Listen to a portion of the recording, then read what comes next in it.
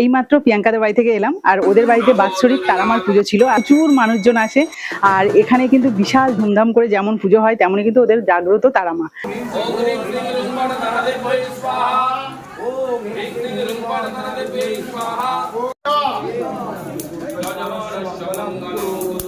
भगवती चंडिका देवी यजमानस्य मंगलम कुरु भगवती चंडिका देवी यजमानस्य मंगलम कुरु।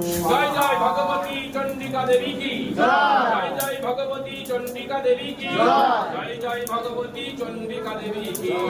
এখানে শুধু যে পুজোটা হয় তা নয়, কিন্তু তার সাথে ফুচকা স্টল, আইসক্রিমের স্টল রয়েছে, আর এছাড়াও কিন্তু অন্নভোগও রয়েছে। অন্নভোগে সাদা ভাতের সাথে কিন্তু প্রচুর আইটেম রয়েছে সেখানে, শুক্তো থেকে শুরু করে ডাল ভাজা, তারপরে পটল দরমা, তারপরে পনির তরকারি, চাটনি, পাঁপড়, মিষ্টি, পায়েস সব রকম থাকে। আর সব কিছু খেয়ে তারপরে কিন্তু এই যে বাড়িতে এসেছি, এখনো পর্যন্ত শাড়িটা ছাড়িনি, আর পুজোর জন্য কিন্তু এটা একদম পারফেক্ট শাড়ি ছিল। বেশ ভালো লাগছে কিন্তু আমার এই শাড়িটা পরে, আর এতটাই নরম তো খুলতেই ইচ্ছে করছে না। আর ওদের বাড়িতে প্রচুর যেমন মানুষ, আর সবাই কিন্তু কম বেশি করে আমার মানে ভিডিও দেখে, ওখানে গিয়ে অনেকের সাথে পরিচয় হয়েছে। আর মানে কি বলবো, অনেকটা সময় কাটিয়েছি। এইমাত্র জাস্ট মানে এখন 4:30 বাজে, এইমাত্র বাড়ি ফিরেছি, সেই 12টার সময় গেছিলাম। আর এখন আবার চলে যাব আমার ছেলের ড্রয়িং ক্লাসে এবং আবৃত্তিতে।